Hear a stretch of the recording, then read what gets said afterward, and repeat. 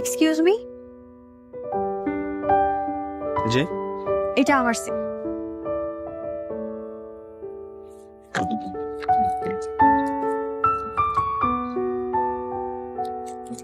Sorry.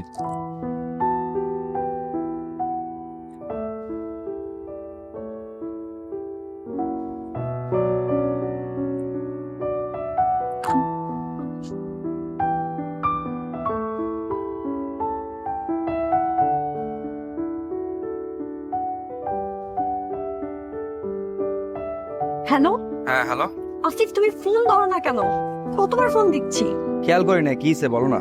কি হয়েছে মানে? আমি বাসা থেকে বের হয়ে গেছি, রাতেই তো বললাম। বাসা থেকে বেরিয়ে গেছে মানে? তোমাকে না আমি না করছি?